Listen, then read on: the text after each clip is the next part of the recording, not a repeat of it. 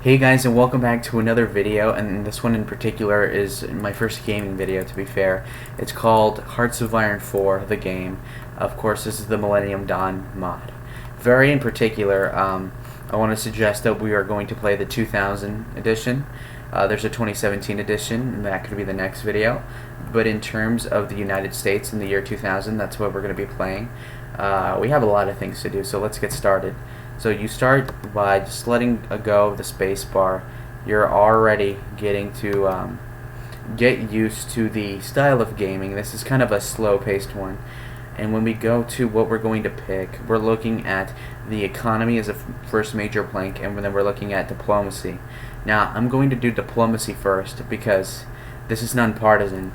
And as you know, the 2000 election is coming up really quick, so we should leave up the important stuff to the Republican president, ideally.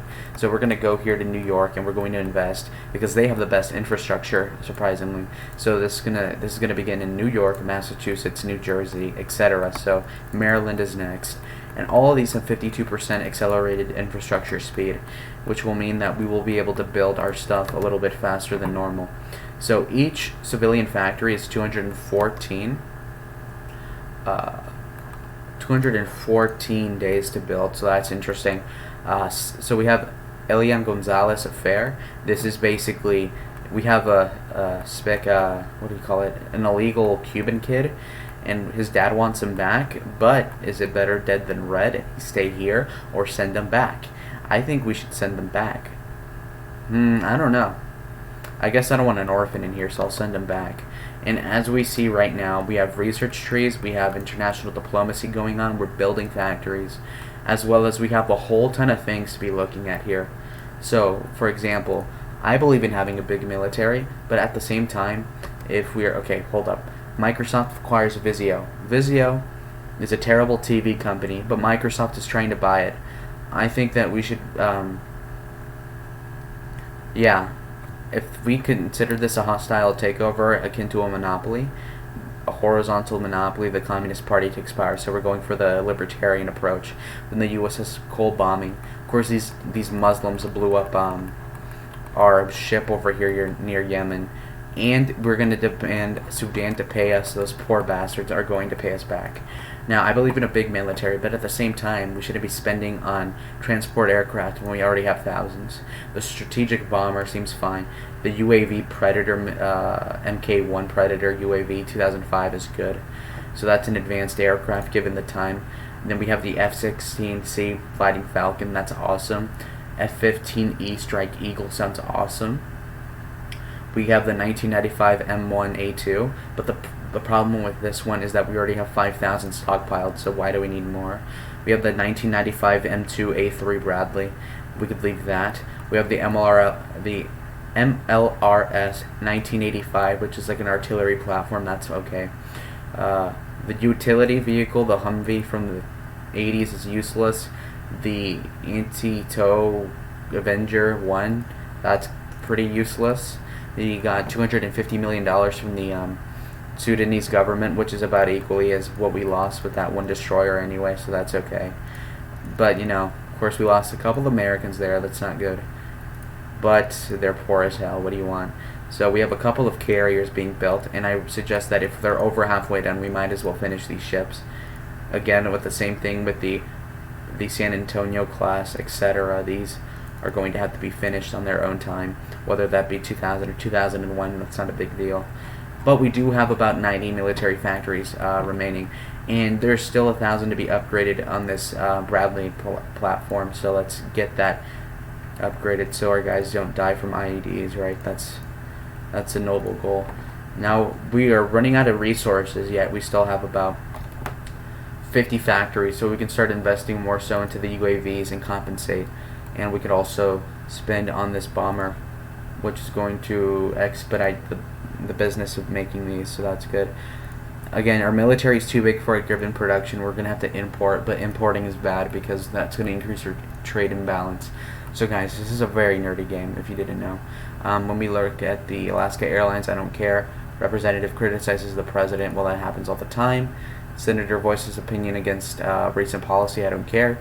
We have a whole Senate system as well in here.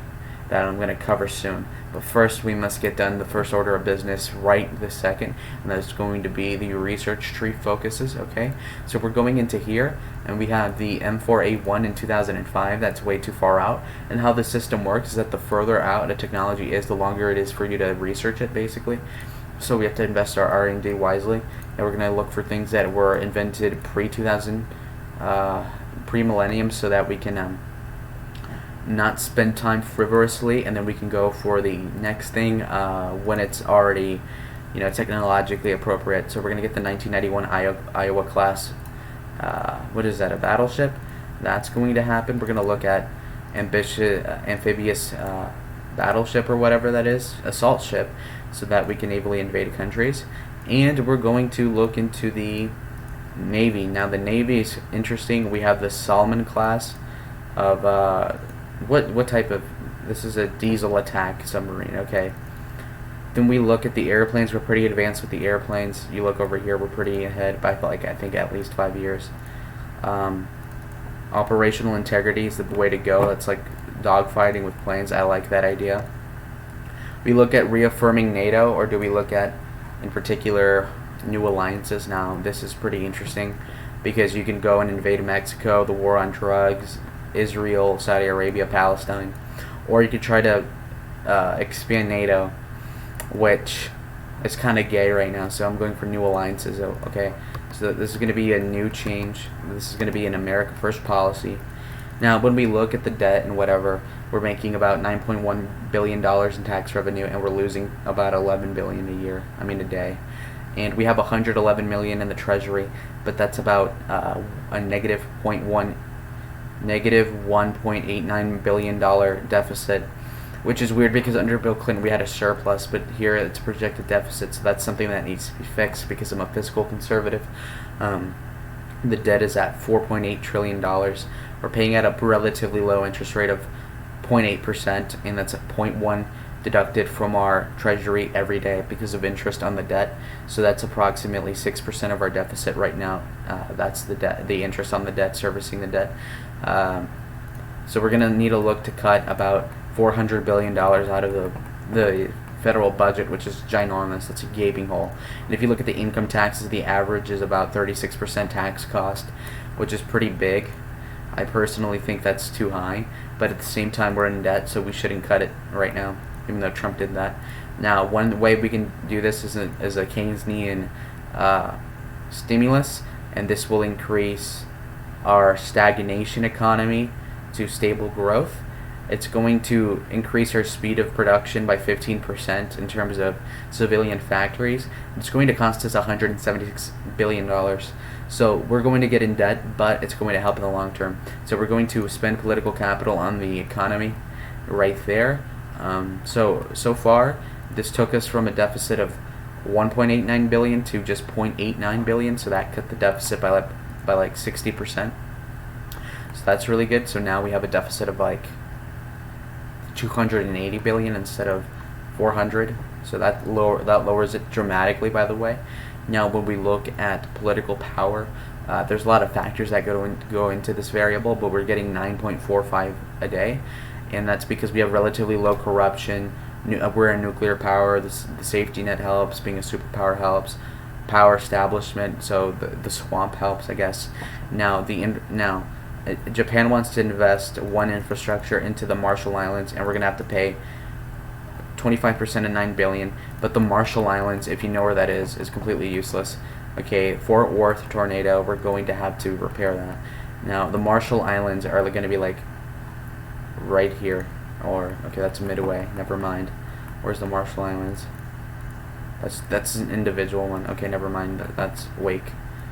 These Marshall Islands, 62,000 people live here. Not that much. There's more people in Yuma, Arizona, or something like that, so it's not a big deal, and we don't need any new infrastructure. Those aren't even citizens, or they don't vote, so it doesn't matter to me. This is a video game. Now, we can lower the corruption, but we need 570 political power, and that's going to increase our tax revenue by 2% and not negatively affect us at all. So that's pretty good, but we have to save on our political power until then.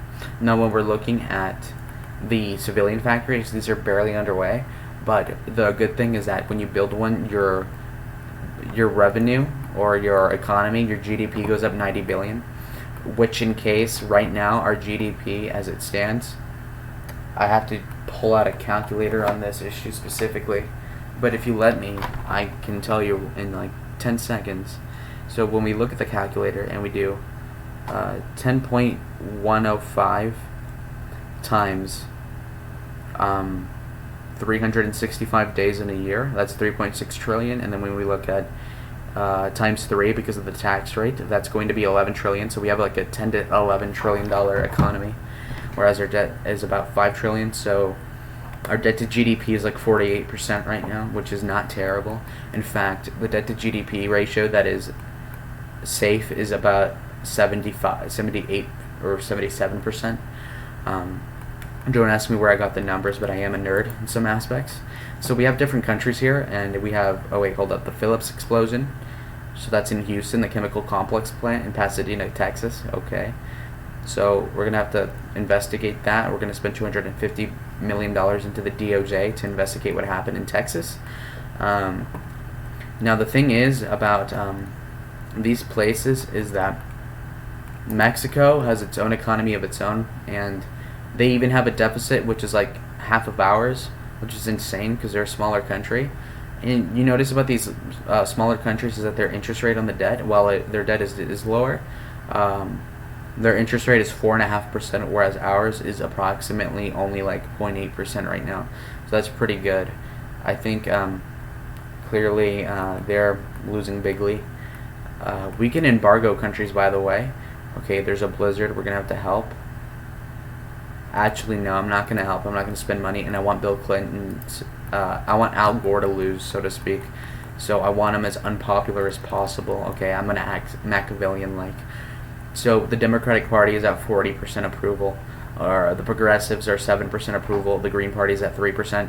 The Democratic Socialists at 2%. So the way this works is kind of like a European style where you get a coalition of leftist or right-wing groups or moderates or whatever you want to call them, and then you form a coalition. So right now, the Progressives and the Democrats have a coalition that's set 47.4% approved, whereas the right wing, the Republicans have 32%, the Constitutionalists have 9%, that's 41%, and then 5% from the right-wing populists is 46%. So that's about, so our coalitions are about even. Now there's a civilian plant offer, investment offer by Japan in Wisconsin. That's going to cost us $21 billion, but we're going to get $90 billion out of it, and in exchange, we're going to lose influence to those countries. So the way it works is that the more we let countries invest in us, the more we benefit economically, but we do give up our sovereignty in exchange. And they do get to build it faster, 157 days for that to be done. That's good, whereas it normally takes about 220 to make our industry, so that's good that the Japs know how to build quick. Israel controls 8% of our country in terms of influence, which makes sense. So then we have Saudi Arabia that has 3% influence. That makes sense. Canada 2%, Mexico 2%, Japan now has 1%, China has 1%, United Kingdom 1%. Now you might ask, well, doesn't China have more influence on America? And no, it doesn't, mainly because of the fact that you have the Chinese government being very tiny right now. They haven't even joined the WTO at this moment, which is very important for them because that basically opens them up to more or less free trade with the world. So that's going to help them bigly, and that's going to be a whole different ball game. And I'm struggling to find where this is, whether or not it's at the bottom. Yes, it is. Okay.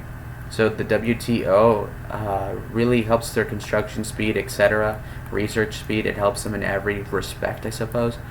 And when you look at Jing Zingming, whatever that stupid name is, they have a small deficit of about $7 million, $70 million a day. They have a debt which is only 1/10 of our size, but their interest rate is like 4 times as high as ours. So that's going to screw them over. Their tax rate is only half as big. And when we look at their corruption, it's higher. Their poverty is god-awful. They have the communist Marxist ethos. If you look on the left here on the screen, a lot of police. That's pretty bad in terms of spending. And then their stability is low as well. Now, when we look on their GDP, they have 1.5 billion times 6, that's 9 billion times 365, which is approximately 3, oh wait, no way, hold up. Okay, so this is about 500 times 6, okay, $3 trillion economy right now. So right now, they're only a quarter of our size. Within 20 years, they're going to be like 80% of our GDP if we go along real historical lines, but I doubt that's what's going to happen. Now, we could get rid of cartels under Clinton, but I don't want to help Clinton out. I don't want to help the Democrats. So then we're going to open up the political system. That's an important branch of the political compass, or whatever you call this. Now, this is the entire world. You can look into every individual country, and a lot of these countries have lists and different debts, which is how I know the debts of every country. I just look at each individual one, and I can notice certain patterns. But as of right now, we do have a deficit of 0.9, and we could invest in faster growth, which would help. But at the same time, it'll cost us $176 billion. So we're going to get to over $5 trillion. Hopefully the interest rate does not go up. There we go. We're in the hole. We're at over $5 trillion in debt. That's too bad. But our deficit did go down from 0.9 to 0.4. So our deficit is down another 70% or 65%, something like that.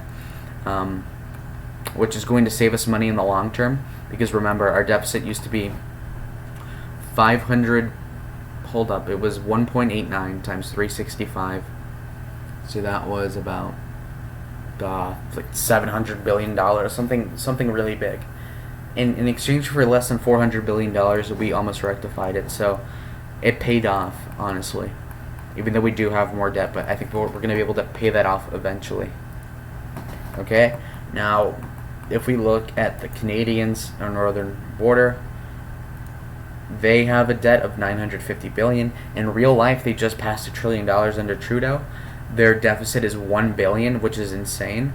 And the reason why is because they have health care for all or whatever, big welfare, etc. And in exchange, they're taxing you 15%, and that's where they're losing bigly. This is where their huge deficits are coming from, to the point where their economy is only like 1.5 trillion dollars. And that 1.5 trillion dollars, their debt to GDP is already 55%, so their debt is already worse, and it's going to get a lot worse way sooner too. We're already more or less on the way of balancing our budget. Now all we need is fast economic growth, and then we could win this election big. But we're going to have we have to sabotage Bill Clinton to afford that. And when we look at spending here, we have minimal local clinic subsidies, basic health clinics, basic hospital subsidies, free emergency treatment, basic universal health care, advanced universal health care, like how Bernie says it. That's a bad impression, my guys, but I'm sorry. This is spending a ton of money, though. This would be $2.9 billion a day so $3 billion a day on very good health care, government health care, and right now we spend 1.7 on health care. So, and this is with free emergency treatment, which I don't think we even guarantee in real life. So if anything, we should have basic hospital subsidies. That's what we have in real life, and I think we could easily do that.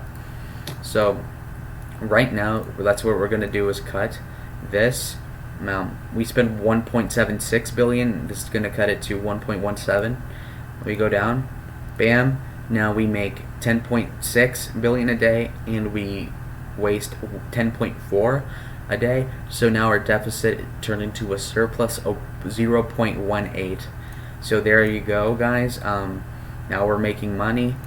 The debt has stopped. We were at $5.158 trillion. So that's good. We are energy sufficient. We don't need anything. As of right now, we are fine. I think we could invest in economic booming economy, but that's not worth it right now. I think to lower Clinton's popularity, we're going to need to hold up. The Republicans right now have an over 50% approval. We're down at 44%, so that's good. Now what we need to do is probably cut pensions, and that'll sink them even further. I think for the sustainability in real life for America, we're going to need to cut what we give in terms of Social Security and Medicare eventually, because we are running out of population sensibly. Or what we could do, like how in Britain they're doing, is taking 500,000 immigrants a year and supplant the American workers so that they can still have federally mandated Social Security checks, which you could argue for, but I don't personally want that to happen. And plus, their population is like a quarter of ours, meaning that we would have to take in 2 million immigrants a year to even compensate for the lack of population among the whites and the blacks in America, which is like the original population to begin with. So now we can do cuts to the welfare. We have a substantial safety net. We can go for just basic pensions and elderly and disabled people, which is already which is fine for me, honestly. We should mainly use welfare on the elderly and the disabled. That makes sense to me. If you can work, then you should work. Okay, that makes perfect sense to me. So now we are at 10.6 earning. We are down to less than 10 billion, so 9.687 billion a day in spending. So our deficit of 1.89 is up to a surplus of 0.92, which is perfecto. We are at like $350 billion a year of surplus, which is close to what we had in 2001 under Bill Clinton. And I can explain to you why that happened. Under Bill Clinton, we got away with having a surplus because of the Reagan tax cuts in the 80s, which allowed faster economic growth. And when you look at what Bill Clinton did, after the mid-90s, after he had his ass whooped, he was able to cut taxes like a Republican would, and the economy boomed. But right now, there's a lower demand for American goods abroad, which means that our consumer confidence is down for whatever reason, and so our growth went back down to 10.1, but we're still at a surplus of 0.4. So our surplus just got cut in half, but we're still fine. We're still in the green, so that's all I care about. And the weaker the economy, the easier for Bush to win. Now, what I'm going to do, though, with this political power is that I'm going to spend it on prohibiting women for service. I don't want women in the army. That's not a good thing. Now, when we look over here on budget for the education sector, we have approximately 2.35 billion dollars spent on higher education. Do we really need to spend that much? Maybe. So we're going to look at that later.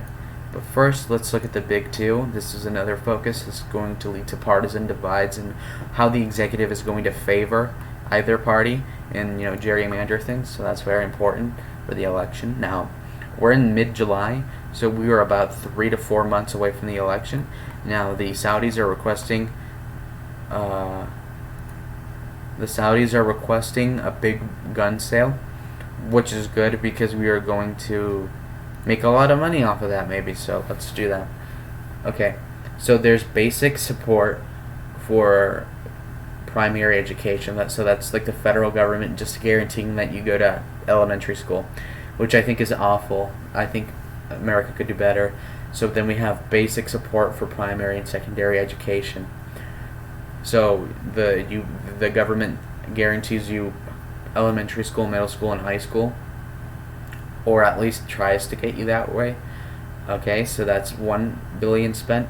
Then if you go up to 1.76 instead of 2.3, you get free elementary and middle and high school, which is decent to me. And then higher education focus, which is what we have right now, is where they guarantee you the first three, but after you're 18, they can say, okay, well, you should pay for your college, or we're going to give you Pell Grants if you're poor. So if you're poor, we'll pay for it. Or if you have a scholarship, maybe the government will give you scholarship money. That, I think, is perfectly fine. And even Rand Paul, the popular libertarian in the Senate, even said that he supports Pell Grants as maybe one of the government things that should go into the system, right? Where there's a lot to cut, but maybe not Pell Grants is what Rand Paul is saying. And if Rand Paul agrees with the part of government spending, then it definitely must be essential. And so I agree with him too. And when you look at higher education, it's very important because I feel as if every American should have the a vague chance of becoming rich or to at least be in the middle class. And part of that is going to college and becoming an engineer or becoming whatever you want within reason. And if the government needs to subsidize just a little bit of it, then that makes sense to me. And if we're in a surplus, even better. So we're going to keep it that way. And then the next step is what Bernie Sanders would want, and that would increase spending on this thing by like 25%. And that would be free universal quality education. So free college for everyone. And the problem with that thing is that you're gonna have a bunch of retards doing school. You have a bunch of liberals in school, a bunch of women or dumb guys that study liberal arts or something on the government's dime, and I just think that's a waste. And that's not how you run economically the colleges, okay? The way to fix the colleges is not more government regulation, but more so free market approaches. Why do you think colleges only up their tuitions? Because the government's guaranteeing that they're going to pay for it anyway. So that's why tuitions have gone up in part. So we close that tab out. Oh wait, never mind, because you look over here in the green, and you do get faster construction speed by like 1% or 2%, and your research speed goes up by 8%, but our research is already 25% ahead, so that's not the worst thing in the world. And let's look into this. The foreign influence doesn't really matter. The election doesn't matter right this second. The Senate is 44 Democrat. The House is 181 Democrat. So we have moderate. What do you call it? A moderate minority government right now. So we lost both houses, both chambers, which is what happened in real life. So that's okay for now. We can leave NATO, but I think that's dumb. And we could do cyber warfare, but that's gay. Open infantry, that's useless. And we can send terrorist officer units to places like Yemen, Egypt, Algeria. So we're going to send them to Saudi Arabia, Yemen, and Kuwait for now. This is going to lower the chances of terrorism happening over here, which is good. Sub-Saharan Africa, you can send them to. This will tell you in the middle how much of a critical threat places are. So over here, the terror threat in Afghanistan is critical. And when you look at the radicalization level, it's high in Afghanistan. So as soon as I get 40 command power, which is the military training power, that's when I'm going to send them to Afghanistan. Okay, so this will lower the chance of 9/11 happening, I suppose, which is good. Now we can increase intelligence spending, but that's after 9/11. And 9/11 probably will happen. I don't know if you can avoid it necessarily, but I have played this game a lot of times, and I have not played without it happening. So that's kind of like a thing, fate. It's like Final Destiny or the Final Destination, the game. I mean the movie. Sorry, God damn it. Okay, sorry. Okay. We were at 10.1, but now that we got about 1, 2, 3, 4 5 factories done, our GDP is gonna go up.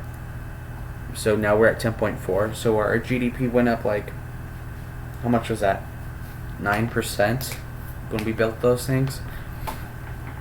So now the surplus is a little bit higher because the spending goes up as well. But the economy as a whole grows to the point where eventually we're gonna have more money to give. So it's like a product of scales. Like surely the debt goes up with the GDP, but since we have more GDP, each dollar is less relevant to us, but more relevant proportionate to the smaller countries. So it's gonna let us influence them more, which is good for us. So we don't have the political capital to sway politics right now, but what we can do is open up the American economy focus tree, and that'll help supplant certain things. So that's what we're going to do next. So Japan's going to build that factory in Wisconsin, and that's going to happen soon. Right now there's 5 million people in that state. I'm surprised there's that many. We have great cities like La Crosse, Madison, Milwaukee, Sheboygan, Green Bay, Superior, Eau Claire, whatever. Jeffrey Dahmer used to live there. Paul Ryan, great people. Am I right? Ha ha ha ha ha ha ha. We can lower corruption, which is good. When we look at the revenues, we're going to see that go up to 10.77. Wow, that's cool. We're going to cut it again, and we are at 10.9 billion. basically. So our surplus went to 0.75, so our surplus went up 40%, which is good again. Great expenditures, compensated for good economic growth under Clinton, ironically. But that's what happens. Now we're running out of political power, and the political power went down by 7.85 a day instead of like 9.45, like I mentioned before. And I guess that's because of the. I suppose that's because of the unpopularity of the administration. It's at under 40%, which is like the low point of Trump's administration. I think it was 39% approval rating. So news in the world is that Sudan won its war against South Sudan. You have this ugly Omar al-Bashir guy, completely desolate and poor, complete s-hole country. Don't need to worry about that right now. We do have this classic war between Eritrea under Isaias Afwerki or whatever versus Ethiopia's prime minister or president, whatever you want to call that person, and that it is Meles Zenawi. Okay? Now, he's in a small deficit. This guy is in a small surplus. Whatever, you look at the size of their military, there's no spending going on here. A couple of half a dozen troops on each side. This is going to last an eternity. You look at the terrain here, hills, mountain, whatever. Terrible land. Why even fight over this? I guess the important part is that Ethiopia can reach the water, which is important for trade. Because in real life, Ethiopia is completely clinching to the fact that Djibouti has a really good port, but the problem with the Djibouti or whatever it's called is that this armpit has leverage from China, and they have military bases there. France is a military base, the US is a military base, I think. That's important. Then we have a three-way civil war or whatever going on between Somalia under al-Qasim Salad versus Hussein Farah Adid, okay, and Mohammed Said Herschel Morgan, so whatever. The death of a communist, good riddance to that guy, okay. We have Puntland or whatever, the super dark guy, completely irrelevant country, no income. A lot of these African countries don't matter at all. No offense to Africans, but that's the truth in this geopolitical, perspective. We have this Portuguese, Negro, African Angolan. There's a two-way civil war here between UNITA, which is Western, versus Jose Eduardo dos Santos Savimbi. So this is a more African, westernized guy, versus this is like a descendant of Portuguese slave masters, or I don't know what the hell that guy's doing there, but that's what it is.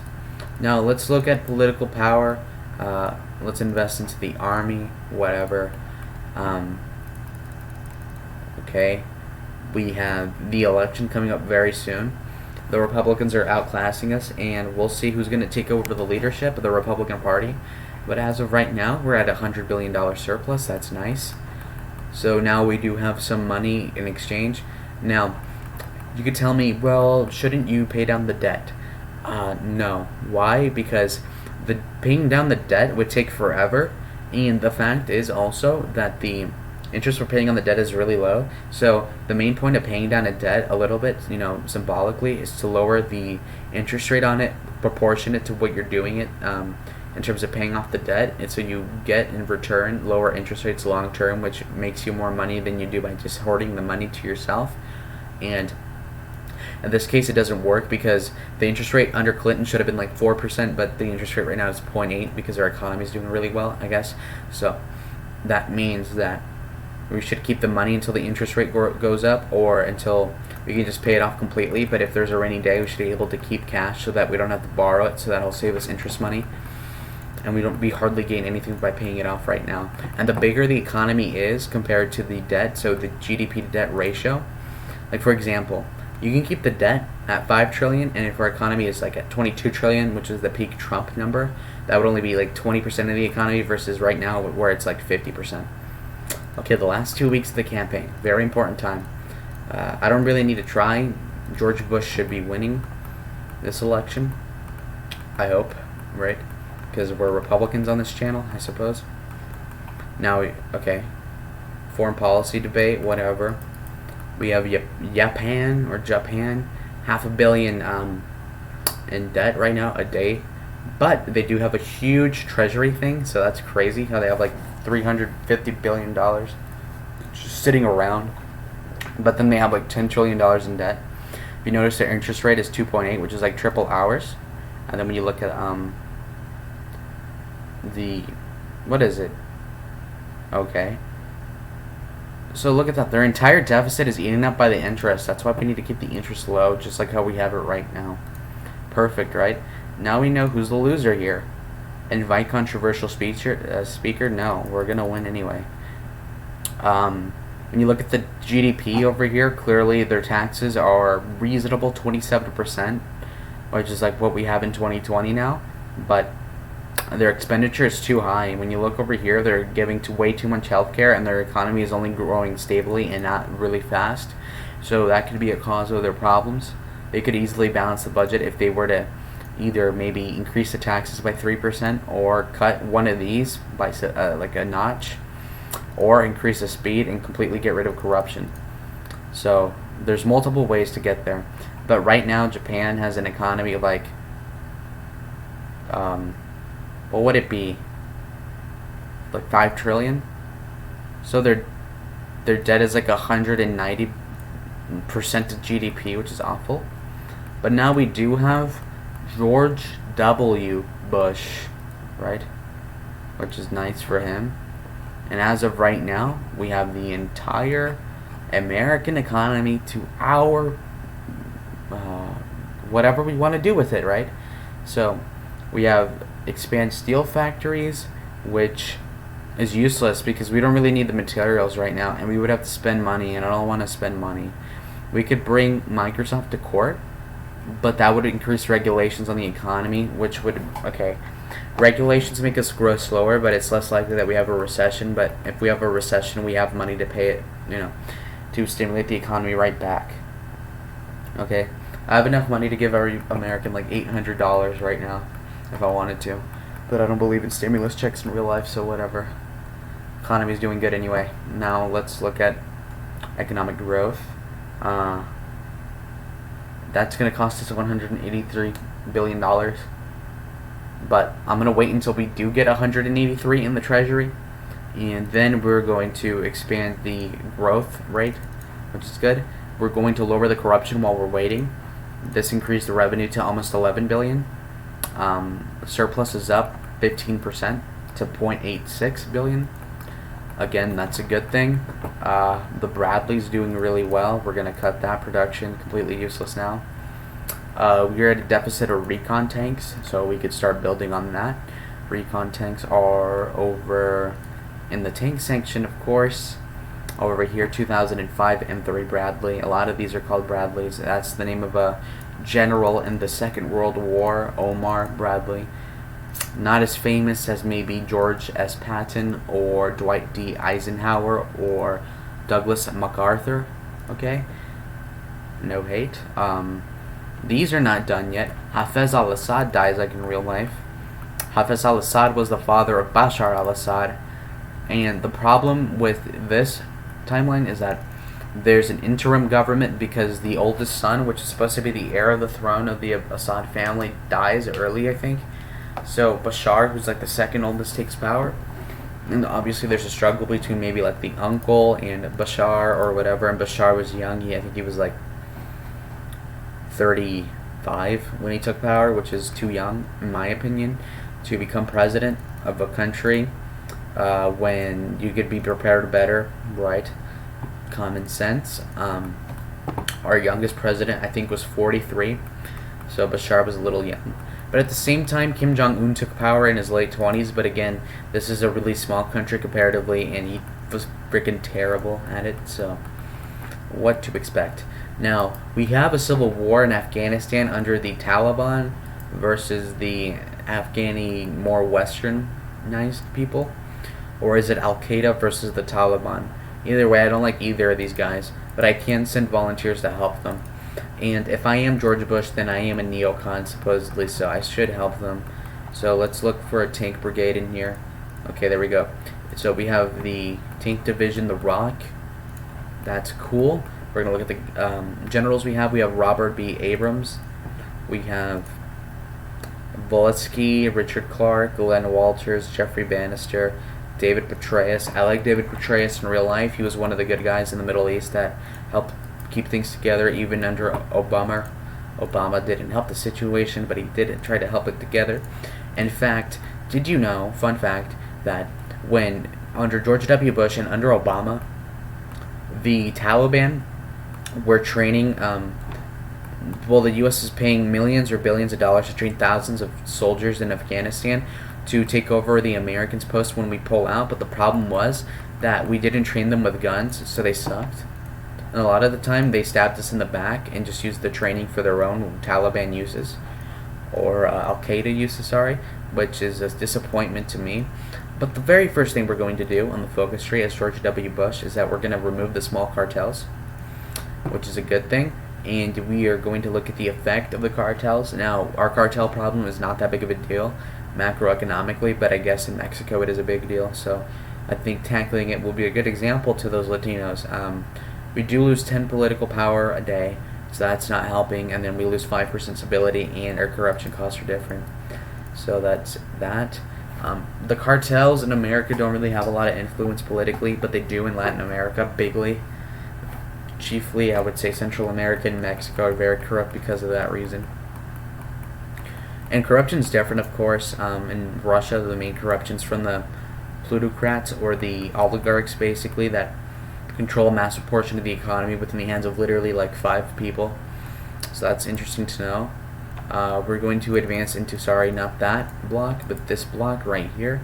If you haven't seen combat in this game, you basically advance into 1 tile.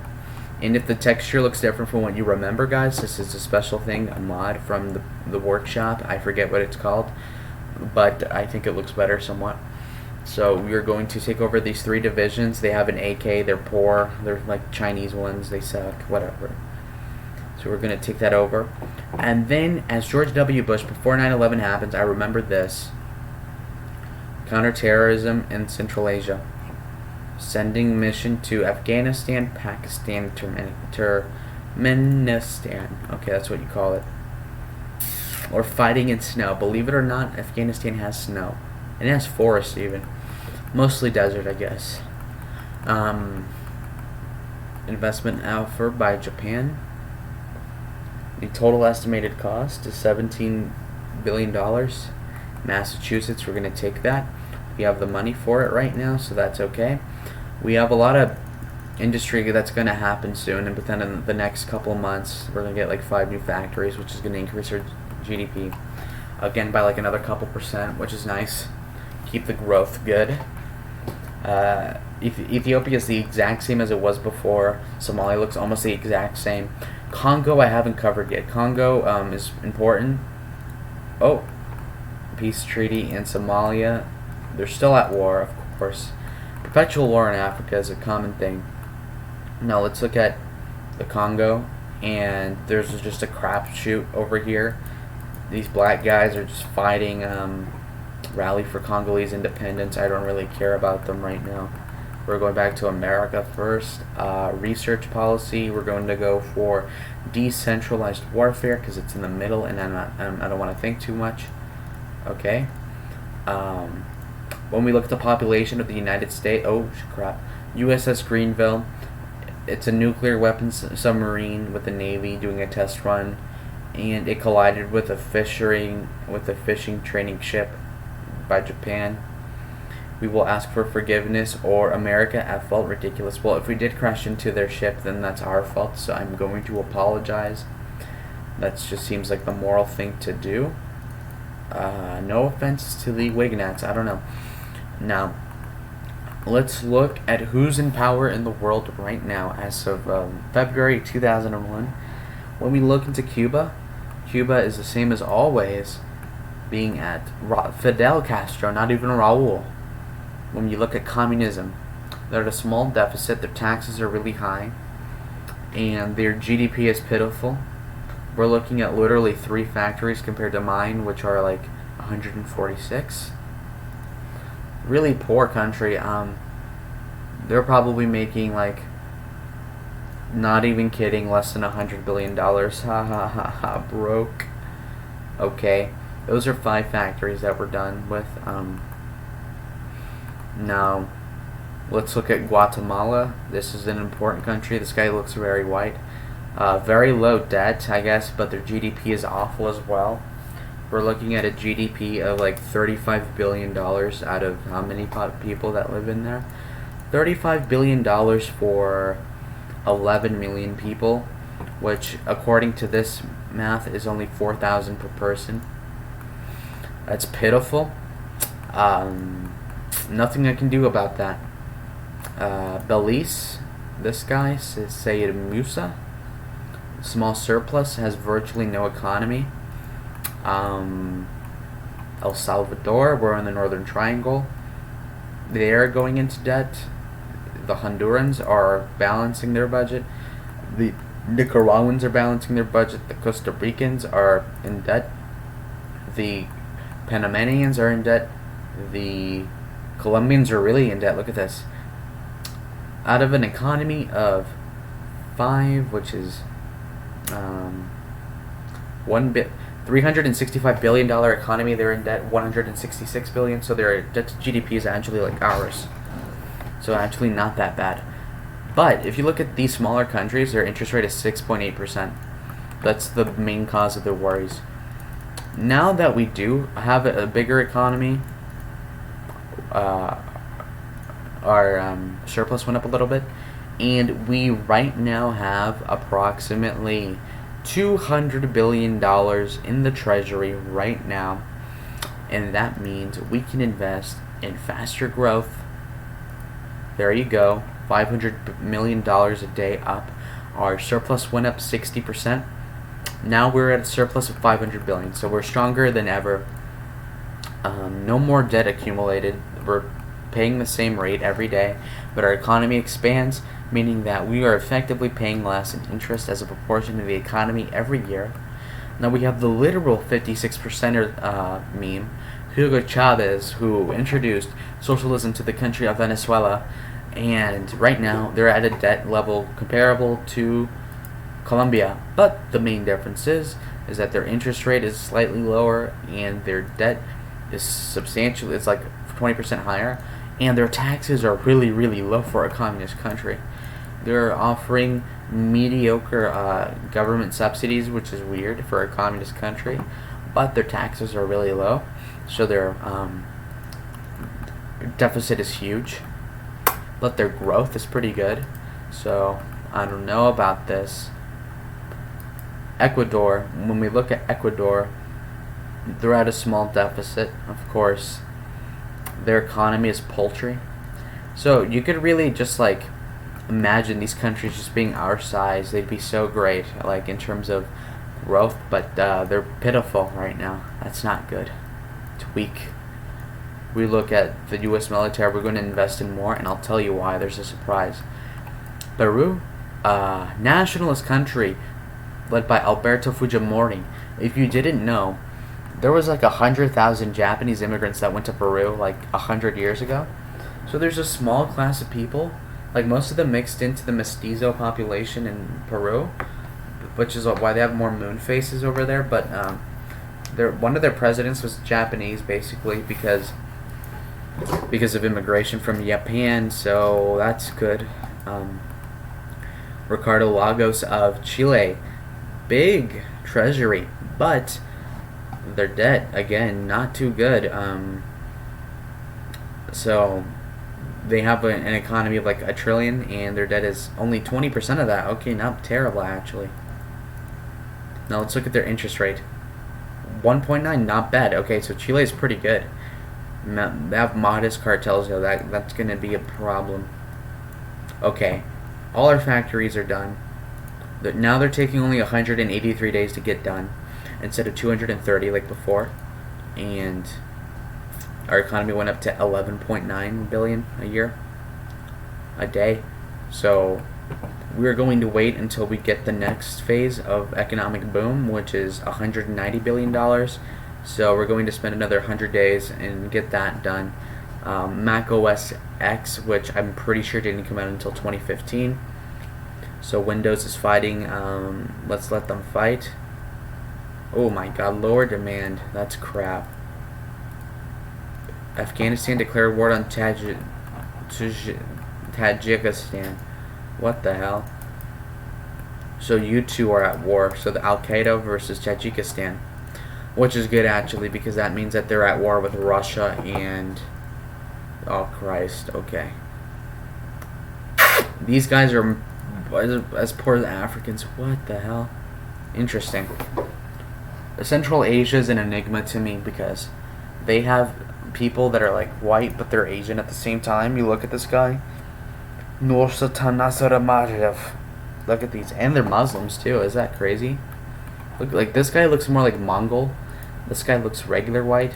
This guy looks like a mix of white and Mongol, and this guy looks so fucking creepy. Ugh, my god, Jesus Christ! I want to unsee that. Ugh, my god. Europe looks almost the same. Now, what we have to look at is Yugoslavia. This was typically broken up into Montenegro, Kosovo, Serbia, and that's about it. Then we have Macedonia, the CFR or whatever that is, right there. And I hate Slavic names. Look at these names. Slobodan Milosevic, Luzvo Alia Zorvagevec. Not good.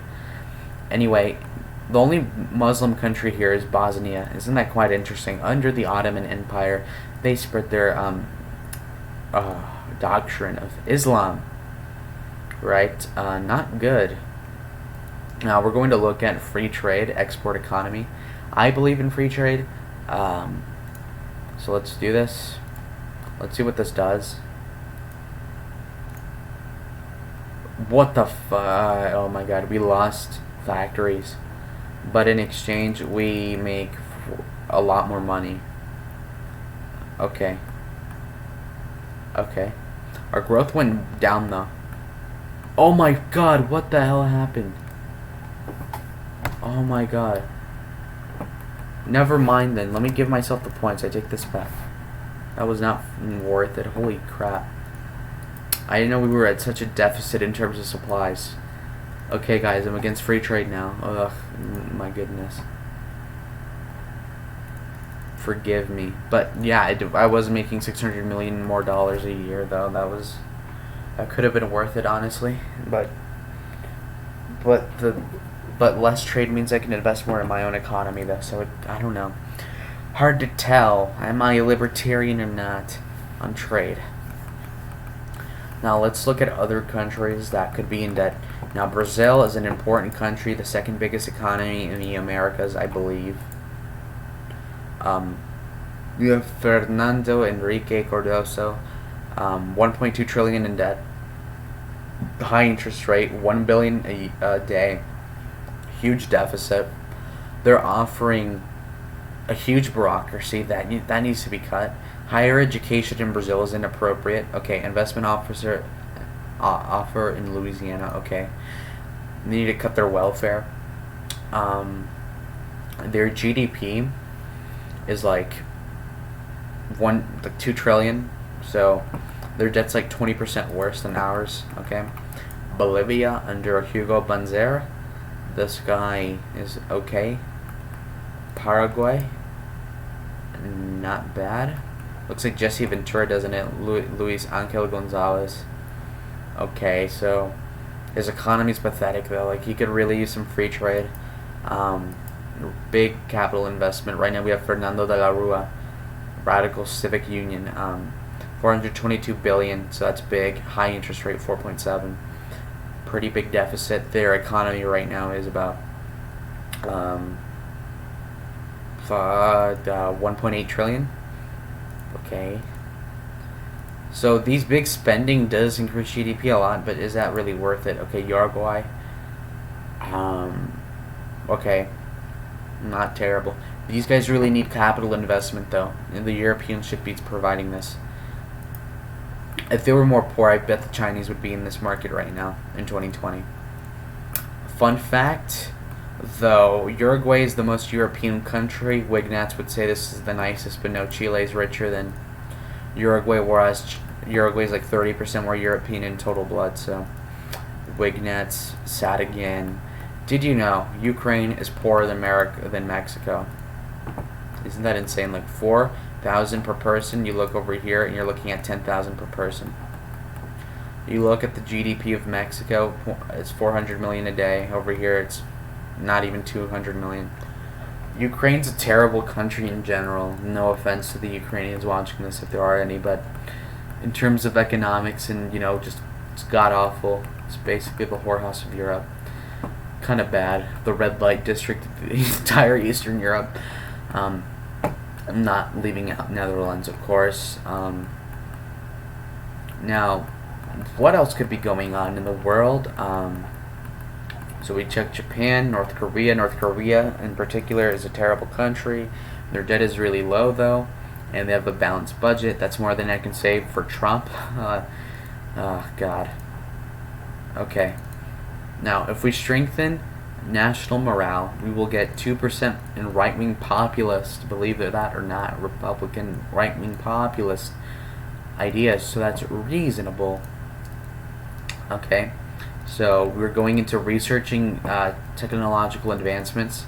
We have these planes on deck. We're going to increase operational, air accomplishment, and then we're going to look at investments into 3G networks. Believe it or not, I remember 3G. That was on the Blackberries. I'm not that old, I swear. We have 105 billion in the treasury.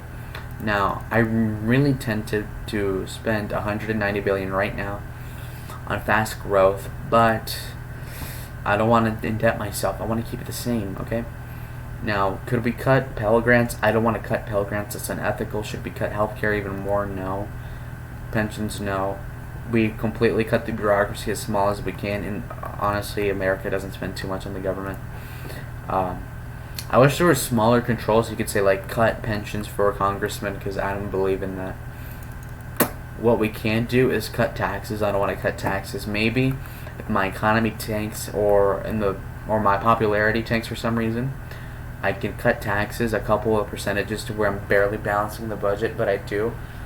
When you cut taxes, your approval grows up, like in real life, and also what you do get is you get more factory control. So, like, the more you cut the government spending, the more the free market can and the private sector can inject capital into the market. So, that's a good thing. Now, we're almost done with the Nimitz class. 1985. It's already 15 years old by the time it comes out of the dock. That's kind of upsetting. But what you gonna do? Destroy it? Portugal, I sense is bad debt. If you actually know the EU in 2020, France has terrible debt. France has mediocre debt. Spain has terrible debt. Portugal has pretty bad debt. Germany has good debt. Netherlands is good. Belgium has high debt, etc., etc. So when Hungary has modest debt. So when you look at the economies, this is why the EU, Britain could have done Brexit, but Italy can't. Why? Because everybody in the EU uses the euro.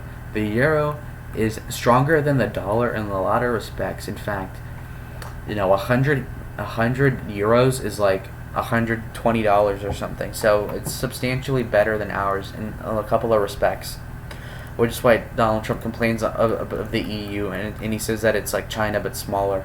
It's just as bad as China but smaller, and he's right about that. And what gives Poland and other smaller countries leverage in trade is that they're using the EU, the euro, insofar as their commodities are more valuable, I suppose, and their standard of living goes up. And since the EU, as a whole region of economic prosperity, they balance each other out so that the bigger countries bail out the smaller countries in exchange for more influence and regional stability, to the point where the debt of Italy, which is really high, $2.3 trillion,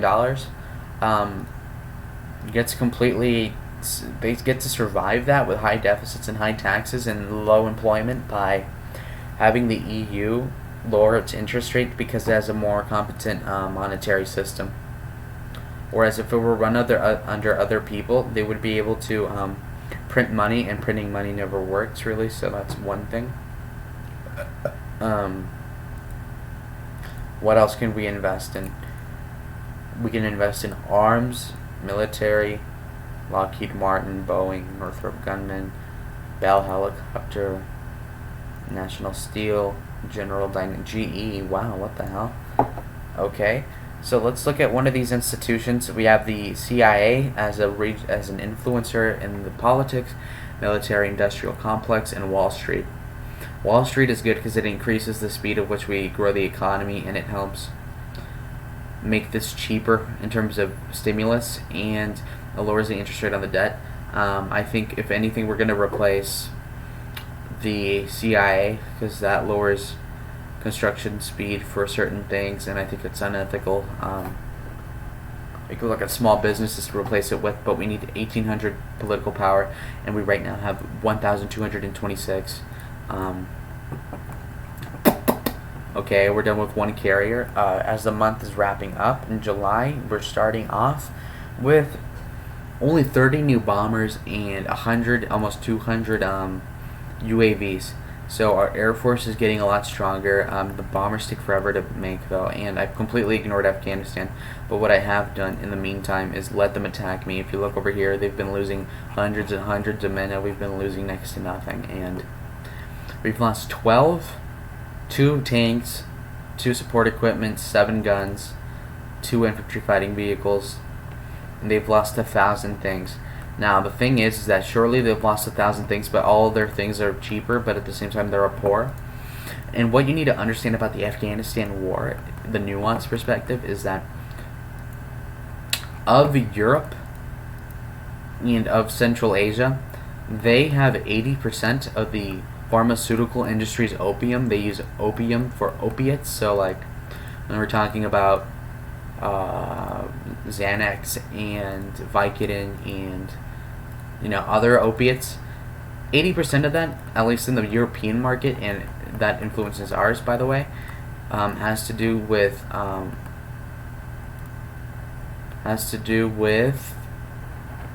Afghanistan. So they hold a huge component. Oh wait, murder of Balbir Singh Sodhi. So they killed a Sikh Muslim for being a Sikh Indian for looking like a Muslim. Okay, that happens. No, I'm just kidding. So this is really important because if the opium burns all the way and they just don't farm it, the Taliban and the government in Asia, in Afghanistan, lose all their revenue, like 80% of it, but also the pharmaceutical industry is completely screwed in the European states. So we will bring justice, or it'll be swift. It's gonna be swift. War on terror. So they just bombed us even earlier when I sent anti-terrorism units there. So what the hell happened?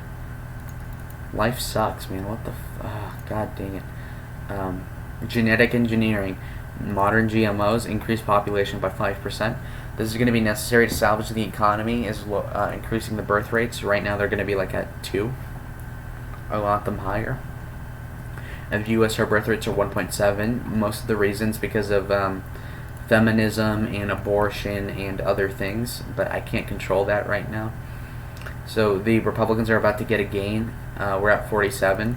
We're going to see how this is affected, and we're at 49.2, so that's good.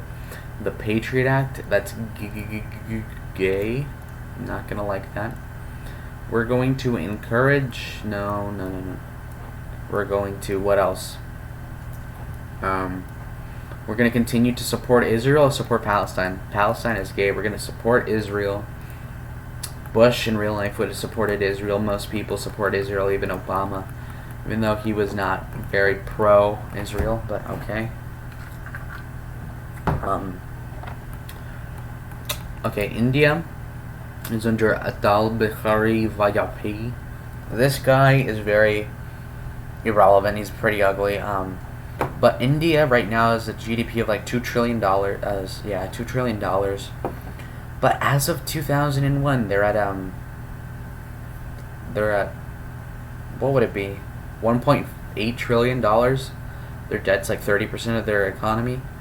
So that's what it is. They're very poor. They need a lot more money than what they have. We're about to finish this industry. We're $24 billion short of increasing our economy speed, which is good. Our surplus right now is 0.81, so we are waiting on that lifeline of a fast economy. Russia is fighting Afghanistan, but they're ineffective because they don't share a border really. Their debt is $922 billion, and they are spending a ton on military. They are in a recession, and they have high corruption. They have Vladimir Putin as their leader, and their taxes are relatively low compared to their military spending and their bureaucracy, the high policing, and the recession and the corruption. That's bad. Their interest on the debt is 4%. So their economy is approximately 10 times $3.6 trillion economy, which is double what it is in real life. So the oil must be very expensive right now. And yeah, if you didn't know, Russia's economy is like half exportations, and 80% of the exports are oil related, meaning that if the oil price changes, that'll influence up to 35% of their GDP. So Russia can do really well when the gasoline is expensive, like in the recession where they kind of survived it because of the oil being really expensive. Or right now when they're struggling big league because of gas being really cheap. At least here in the southwestern United States, we're paying about $2, whereas I remember during the recession it was like $4 a gallon. Isn't that insane, right? It was over double what it is right now. So Russia in real life had to cut its social security by 20% in terms of payments. So isn't that insane? But since Putin's more or less a dictator, not to sound like a neoliberal, but yeah, he just cut people's entitlements by 20%, and their birth rate is like 60% lower than ours, so that's probably why as well. So, and that's their own fault. Screw them, freaking commies. Let's look. Belarus under Alexander Lukashenko. Alexander Lukashenko is notorious for this recent comment he made. The EU president called Lukashenko the last dictator of Europe. He was in power since like the 90s, and it's 2020, right? So he's been in power 25 years. Lukashenko said that it's better to be a dictator than be a fag or something like that, and he was referring to the gay guy that was calling him that. It was actually the gay foreign minister of Germany. Okay, Germany's very paused, and you see this this near Nuremberg. We have this mechanized division. Usually we do have like 30,000 troops. Donald Trump is moving them to Poland, half of them, because Angela Merkel, but right now it's Gerhard Schroeder, is not paying their dues. They're not paying their 2% to NATO like they should. Now that we have more military command power, we can start spending on sub-Saharan Africa, where there's plenty of terrorism. If you didn't know, Nigeria has ISIS, or they used to. So ISIL was a threat there. So let's try to prevent ISIL from taking power. For context, in Italy, I took power of Italy in 2017, and it took me until 2024 to balance their budget, and I think it took me until like 2030 to pay off their debt. So their debt situation, and I'm like really good at this game, and I'm a fiscal conservative, and these guys are insane. Even Silvio Berlusconi, who was the outsider candidate, like the Donald Trump of his time, he was an actor, I think, but Berlusconi could not fix things too much. He just stopped the bleeding for a while, but right now they're at $1 billion deficit a day, and their interest rate is 5.7. So even with the euro, their interest rate is really high. Whereas if you look at the Germans, who are responsible human beings, their debt is only 2.1%, and their taxes are higher, which I get it, but they're offering a ton of stuff as well, and their budget is indeed at a deficit though. That's unrealistic. Look, some things in this game are unrealistic, and that's partially because of the fact that the Germans have something called the debt brake mechanism, where their debt to GDP cannot be more than 0.35% a year. So they basically have to balance the budget, because the normal growth of GDP in Germany per year is 1%. So if the debt is only 0.3% increasing a year, they're on net decreasing the debt as a proportion of the GDP by 0.7% a year, or at least 0.65% a year, going by averages. But the Europeans do need to be more responsible with their debt because they do grow their economy like half as fast as America does. And that's in part because we take in more immigrants as a proportion of the economy, and we do have a more free market system than they do. Right here, France has a respectable interest rate, 2.4%. They do have relatively high taxes, which is okay because they're at a deficit anyway. The high taxes do balance the budget, but then at the same time, it doesn't allow the economy to grow outside of that budget, so that you don't have to raise taxes in the first place. But I guess you do what you do. Now we can invest into our economy, and look at the price. It went up to 197 billion, but we have the money, thank God. So we're at $12.368 billion in spending. I mean in revenue. 1.41 billion in surplus a day. So we're back at peak. I had to fight off like 3 recessions, guys. That's insane. That's very unlucky. But in real life, George W. Bush had to deal with a recession in 2001, like 6 months after Clinton, as well as the 9/11 recession as well. But if you didn't know, here let's make our first offensive move actually. That's why George W. Bush cut taxes, which was called the EERGTA tax cuts, because he needed to rebound the economy in 2001. That's why he did it. Okay? I think he cut taxes again in 2003, and that was kind of for the re-election, I guess. And so here we go. We are invading Iraq. I mean, no, whoops, Freudian neocon, Freudian slip. Sorry, guys, I'm not John Bolton. We're invading Afghanistan. That's what we're doing, guys. Oh my God, I feel stupid. We're supporting Israel, of course. We're not giving them any money, though. That's my contingent. We can support Israel, but don't give them any money. We can befriend the Saudis, and I think we should. And we can't love Israel too much, right? We have to share it with Saudi Arabia. The main advantage to supporting these complete a-holes is that a lot of their trade is contingent upon us buying their oil and the petrodollar, so that's good. Also, we just increased the economy a little bit more. There you go, up $70 million a day. Okay, Israel under Ehud Barak, like Barack Obama, 0.2 billion in debt. Okay. We look at their economy. It's like, what is it? $365 billion economy. Their debt to GDP is about 59%. Okay, that's not bad. Who's the leader of Turkey? Okay. Remember Greece get into a debt spiral? Damn, they're bleeding money right now. Holy God.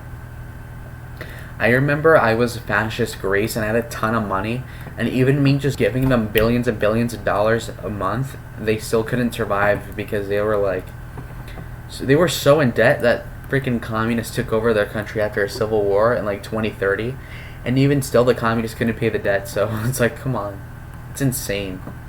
They're so screwed actually. It's kind of crazy.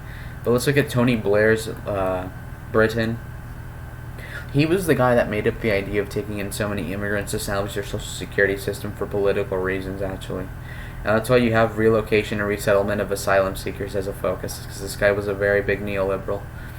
He was Clinton before Clinton or after Clinton, whatever. Tony Blair has a deficit of almost $1 billion a day. His taxes are moderate, but he's spending a ton on... Look at this. Awful. Bunch of healthcare, damn. Okay, so there you go. Huge spending of the government has to come with high taxes, and if you do high taxes, the economy does not grow. Ireland, okay, huge treasury surplus, but they're not in an actual surplus. It's all an illusion, okay? We are waiting for the next $198 billion so that we can increase the economy yet again. I want to get to a $2 billion surplus. That would be awesome. But as of right now, what do we have to be looking at? And again, we're stalling out over here. My knife's getting dull, my blade's getting dull in the invasion of Afghanistan. In real life, when he did invade Afghanistan, he did a lot better than I'm doing. That's saying to George W. Bush. I'm doing worse than George W. Bush was. That's embarrassing. The main problem wasn't taking over Afghanistan, it was taking control of it, though. And in real life, this could never happen where I just send a division without doing anything. Like, I should be having military access to Pakistan. That's how you did everything. That's why Obama used to kiss their ass, because we needed their logistical support so that we can move supplies into here. Even though we're traditionally more friends with India than Pakistan, perhaps, or we should be, they had no connection here. The countries that do have connections are Iran, which is our enemy, Turkmenistan, Uzbekistan, and Tajikistan, which are allied with Russia, and then China, which is our enemy. So we could only go through Pakistan, which is like the second biggest world sponsor of terrorism after Israel. Whoops, what the hell? Iran. Sorry, guys. I was speaking as an Iranian for a second there, but I'm not. What the hell was I thinking? Okay. Syria, Bashar is in power. What the hell? And if you look, I made a video about this. They are allied with the Russians already. Non-aggression pact with Russia, Iran, and Hezbollah. Hezbollah is freaking evil. And I told you, southern Lebanon, Beirut bombed. Okay? So important to know. So that's what it is. What else can we be looking at? Okay, Australia. Australia is an important lesson in debt. They have their interest rate is really low. Their taxes are pretty low. This isn't that bad, actually. John Howard, okay. The Australians notoriously have been having a stable debt, probably close to like 70% of GDP, in small deficits and small surpluses, and not radical changes in taxes. If anything, they've been going slightly down, so not bad. But we do have this ugly wretch called Helen Clark as leader of New Zealand, and we do have a subpar woman as the leader of New Zealand right now. But no biggie, no biggie, no biggie. The Dominican Republic under Leonel Fernandez, not doing too hot. Haiti under Joaquin Eduardo Lex. This black man is oh god, he's a socialist apparently. Left-wing radical. I do not like left-wing radicals, but at least they don't have a debt. Wow, low debt. I could even pay their debt right now if I wanted to. Puerto Rico has a population of almost 4 million. That's way too many. We're going to need to... Damn, what the heck? And half of those people go to New York. Wow. So many Ricans. Jamaica, under Percival James Patterson. So he has an English name, but he's not English. Their debt is pretty good, actually. That's good for them. Venezuela, are you collapsing? Not yet, but their debt just went up 30%. Their debt went way down, actually. That's good on them. I think they increased the taxes slightly, or what could have gone down? I don't know. Mexico, our closest neighbor, where are you at? It seems as if their debt went up. Yikes, this is going to be a big problem in the future. They're promising maybe too much. I would perhaps cut on the corruption first and then increase the growth. And then I would increase taxes to 20% because they're not going to, even through growth, taxing at only 10% is not enough. Either bring down the government or bring up the taxation of the people. Unfortunately, I don't like taxes, but that's the way it has to go. I'd rather not be super in debt and be more taxed than to be not taxed and super in debt. Because the debt is another way of taxation, because it's going to tax your grandchildren. The debt went way freaking up. It went up 70% in Canada, and I believe their interest rate went up. It's at 4%. Yeah, their deficit went from like 0.9 to 1.2. So their debt to GDP now is like, damn, 7 billion. I don't know. It looks rough though. Not a good thing. Let's do oil deals with the Saudis. Awesome. Bush only invaded Iraq for the oil. Nuh-uh. I'm doing treaties with Saudi Arabia, so diplomatically, not through guns. I'm using my guns elsewhere, okay? Chill out. Okay, increase the economy slightly, another $80 million a year. Okay, 1.4 in surplus, we're doing good. Like we should, and so far we're wrapping up the year, and nothing too wrong has happened other than 9/11, but I already saw this coming. And we do have a stalemate, and like in real life, we kill a lot more than they kill us, and we're wasting more of their stuff than they're wasting of us. But that's not satisfactory, okay? After 20 years of doing that such tactic, we have not won the war conclusively, which is not good, and that's what happened in Vietnam. But don't get it wrong, the U.S. troops are so good that we're fending off like 10 different ones with just 1 or 2 divisions, so clearly we're doing something adequately at the very least, if not greatly. So that's that. What are we going to be looking at for Christmas? We're going to be looking at the great country of Iran. Just kidding. We have Sayyid al-Hosseini Khamenei. Yeah, that's not good at all. Ooh, he's allied with India almost. That's not. Oh Christ. Anyways, guys, that I'm gonna be.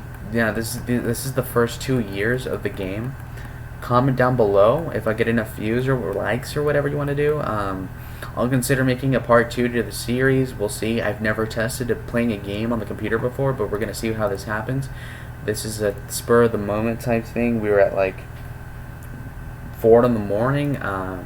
I don't want the sun coming up, and my tongue feels like it's bleeding from talking for so long. So, anyways, guys, I want to thank you for watching.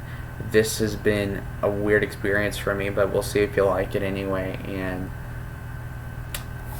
adios, my viewers, and I'll be back later.